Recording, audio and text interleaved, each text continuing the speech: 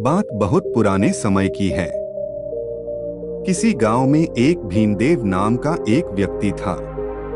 उसके पास धन की कोई कमी नहीं थी। जब भी वह किसी गरीब व्यक्ति को देखता, उसके मन में यह भाव आता, इन लोगों ने पिछले जन्म में बहुत बुरे कर्म किए होंगे, तभी तो इनकी ये दुर्दशा है। वह हर दिन मंदिर जाया करता और मंदिर के पास बैठे भिखारियों को दान भी दिया करता था। एक बार की बात है, भीमदेव के नौकर ने उससे कहा, साहब मुझे कल की छुट्टी चाहिए। भीमदेव बोला, क्यों, क्या बात हो गई? तुम्हें छुट्टी क्यों चाहिए? नौकर बोला, मुझे गौतम बुद्ध के पास जाना है, उनके पास जाकर मुझे शांति मिलती है। भीमदेव बोला, तुम भी उन्हें सुनने जाते हो, तुम्हें तो उनकी ज्ञान भरी बातें समझ नहीं आती होंगी। नौकर बोला, नहीं, मुझे सब समझ आता है। उन्हें समझना उन लोगों के लिए जटिल है जो अपना अहंकार लेकर जाते हैं, जो उनके सामने झुक कर जाते हैं। उन्हें बड़ी आसानी से उनकी बात समझ में आ जाती है। भीमदेव बोला, तुम कहीं भी चले जाओ, मुझसे ज्यादा नहीं जान पाओगे। ज्ञान का अधिकार ईश्वर ने मुझे दिया है, तभी तो उनकी कृपा से मैं धनवान हूँ और तुम निर्धन हो। नौकर बोला, ज्ञान का धन और निर्धनता से क्या लेना देना? यह सुनकर भीमदेव को क्रोध आ गया।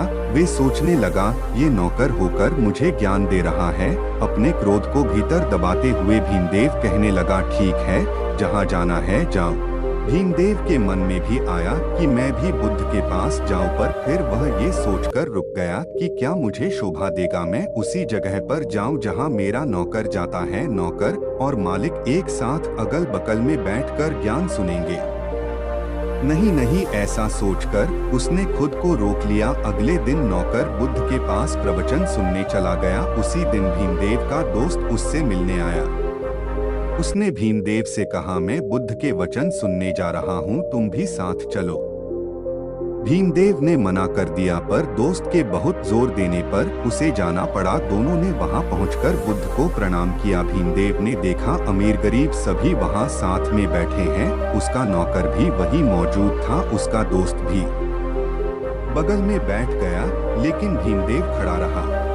बुद्ध भीमदेव से बोले, तुम खड़े क्यों हो, बैठ जाओ। भीमदेव बोला, इन लोगों का स्तर मुझसे नीचा है, इसलिए आप पहले इन्हें ज्ञान दे दीजिए। इन सब के जाने के बाद आप मुझे ज्ञान देना। बुद्ध बोले, ठीक है, लेकिन पहले तुम हमें बताओ कि तुम्हारा स्तर कितना और कैसे ऊंचा है। भीमदेव बोला, मेरा स्तर इन लोगों के स्तर से ऊंचा है, क्योंकि यहाँ बैठे जितने भी अमीर या गरीब लोग हैं, मेरे धन के आगे सब गरीब ही हैं। मैं इनसे ज्यादा धार्मिक हूँ और दान भी करता हूँ। बुद्ध मुस्कुराकर भीमदेव की बात सुन रहे थे और समझ चुके थे कि यह अहंकार के सागर में डूबा हुआ व्यक्ति है। इसके बाद बुद्ध ने कहा, ठीक है, तुम 1 माह तक रोज आना, मैं तुम्हारे लिए अपने जैसा आसन लगवा दूंगा। अब तो तुम्हें कोई आपत्ति नहीं? बुद्ध के सारे शिष्य और बैठे हुए सारे लोगों ने कुछ नहीं कहा, क्योंकि वह समझ चुके थे बुद्ध भीमदेव को कुछ समझना ही चाहते होंगे। बुद्ध के बगल में भीमदेव का आसन लगवाया गया, जिसके बाद भीमदेव रोज बुद्ध के पास आने लगा। एक दिन सभी लोग रोज की तरह बुद्ध के पास प्रवचन सुनने आ गए। भीमदेव और उसका नौकर भी वहां उपस्थित थे। उस दिन बुद्ध ने सभी लोगों को कहीं चलने को कहा। बुद्ध के साथ साथ सभी लोग पैदल पैदल चलने लगे। चलते चलते दोपहर हो गई और वे सब थक गए। रास्ते में दूर दूर तक कोई भी इंसान, घर, तालाब कुछ भी नहीं दिखाई दे रहा था। सभी लोगों को बहुत प्यास लग रही थी और यह परेशानी सबके चेहरे से साफ पता चल रही थी। सभी लोगों ने बुद्ध की तरफ देखा। महात्मा बुद्ध मुस्कुराते हुए आगे बढ़ते जा रहे थे और उनको देखकर लग नहीं रहा था कि वे बाकी सब लोगों की तरह थक गए हैं। बहुत दूर चलने के बाद उन सबको एक पेड़ दिखाई दिया। पेड़ के पास में एक कुआं था, जहां एक आदमी पानी भर रहा था। बुद्ध कुएं की ओर चल पड़े, बाकी सब भी बुद्ध के पीछे पीछे चलते गए। बुद्ध कुएं के पास जाकर उस आदमी से बोले, सुनो भाई, मेरे शिष्यों को प्यास लगी है, क्या आप मेरे शिष्यों की प्यास बुझा सकते हैं? उस आदमी ने बुद्ध से कहा, जी जरूर। इसके बाद वो आदमी बाल्टी के द्वारा कुएं से पानी निकालने लगा और सभी लोग एक एक करके झुककर पानी पीने लगे। इसके बाद उस आदमी ने बुद्ध से कहा, श्रीमान आप भी पानी पी लीजिए। बुद्ध ने उस आदमी से कहा, आपका बहुत बहुत धन्यवाद, किंतु मेरी प्यास बुझ चुकी है। इसके बाद बुद्ध उस दिशा में चलने लगे जिस दिशा से वे सब लोग आ रहे थे।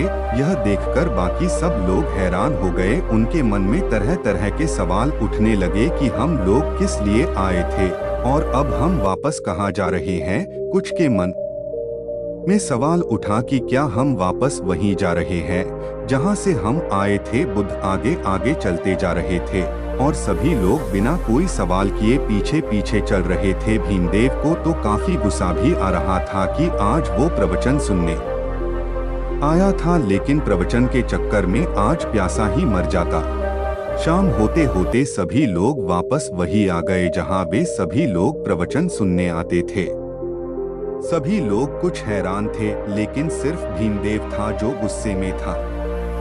वहां पहुंचते ही भीमदेव महात्मा बुद्ध से बोला, अगर कहीं जाना ही नहीं था तो क्यों पूरे दिन चलवाते रहे। आज तो प्यास के मारे मेरी तो जान ही जाने वाली थी।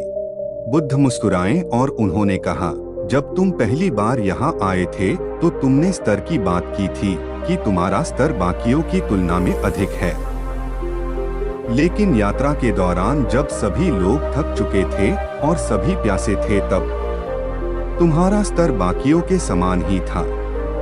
तुम भी उतने प्यासे थे जितना कि बाकी सब लोग। उस समय तुम्हारा धन या तुम्हारा अहंकार क्या तुम्हारी प्यास बुझा सकता था। यह सुनकर भीमदेव का गुस्सा शांत हो गया। इस बार बुद्ध की बातें भीमदेव के दिल पर असर कर गई। आगे बुद्ध ने कहा, कुएं के पास पहुंचकर जब तुमने झुककर पानी पिया तब जाकर तुम्हारी प्यास बुझ पाई।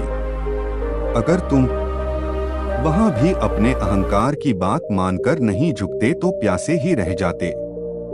इसी तरह अगर किसी इंसान को ज्ञान की लालसा है तो उसे अपने अहंकार को दूर रखकर विनम्रता से झुकना होगा, तभी उसे ज्ञान की प्राप्ति होती है। भीमदेव के मन का मैल धीरे धीरे कटने लगा, वह हल्का महसूस करने लगा। बुद्ध ने कहा, जीवन में ज्ञान की प्राप्ति तब होती है जब वह अपने अहंकार को त्याग दे। उसे अमीर गरीब ऊंचे नीचे से कोई फर्क ना पड़े। वह हर मनुष्य को ऐसे देखे जैसे वह स्वयं को देखता है। जब मनुष्य को सचमुच ज्ञान होता है तब वह समय की धारा से आगे निकल जाता है, उसे समय का भान ही नहीं होता। भीमदेव को ऐसे लगा कि जैसे यह बातें उसी के लिए है और वह सच में कुछ समझने लगा है। उसने अपना आसन छोड़ दिया और बुद्ध के चरणों में गिर गया और रोने लगा। बुद्ध ने कहा, रे क्या हुआ, तुम रो क्यों रहे हो। भीमदेव ने कहा, सब सच ही कहते हैं, आप ज्ञान के भंडार हैं। आपने मेरे अहंकार को चूर चूर कर दिया है। मैं सच में समझने लगा हूँ कि भले ही मनुष्य अमीर या गरीब हो, लेकिन उसकी समस्याएं लगभग एक ही होती है। अहंकार के कारण ही सारे दुख उत्पन्न होते हैं। इससे संबंधित सारे गुण रहस्य आप मुझे बता चुके हैं।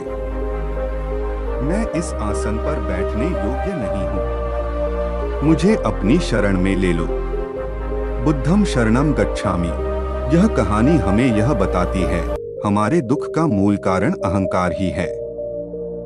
अहंकार होने से हम दूसरों को खुद से नीचा समझने लगते हैं, जिससे कि ज्ञान प्राप्ति के सारे मार्ग बंद हो जाते हैं। इसलिए हमें खुद को किसी भी प्रकार के अहंकार से दूर रखना चाहिए ताकि हम भी बुद्ध की शरण में जा सके। उम्मीद करते हैं आपको हमारी गौतम बुद्ध की प्रेरणादायक कहानी अच्छाई का अहंकार पसंद आई होगी।